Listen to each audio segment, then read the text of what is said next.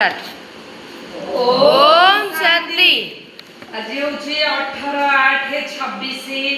अच्छा मीठा मीठा शिखिल दे संतान मानक प्रति मात पिता दादाकर मधुर स्नेह संपन्न शुभेच्छा एवं सुप्रभात।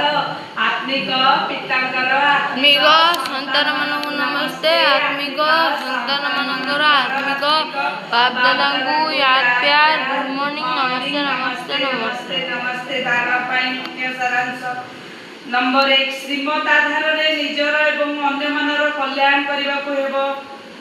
जदि केही किछि भी मिछ कथा सुनांती तेबे सुनी न सुनला परि रहिबा उचित, सेथिरे रागी जीवा अनुचित। नंबर 2 केबे हेले भी देवता हेउतिबा ब्राह्मण कुल भूषणकर नाम बदनाम न होय, एहार ध्यान रखिबा उचित। कौनसी प्रकार उलटा कर्म केबे हेले करिबार नाही। पूर्वर हिसाब किताब को चुक्त करिबार अछि।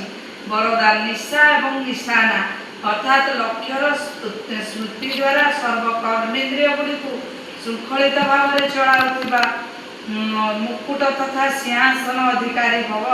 संगम जुगरे बापदादा द्वारा सब पिला मुकुट एवं सिंहासन प्राप्त होउछि। पवित्रतार मध्य मुकुट मिलुछि एवं सेवार दायित्वर मध्य मुकुट मिलुछि। अकाल सिंहासन मध्य मिलुछि, हृदय सिंहासन मध्य मिलुछि। स्लोगान दुर्बल संकल्प गुड़िक ही प्रसन्न चित्त परिवर्ते प्रश्न चित्त करि देई थांती। ताले जेते दुर्बल संकल्प हमर आसीबो, जो संकल्प की उचित ठीक नुहे, खराब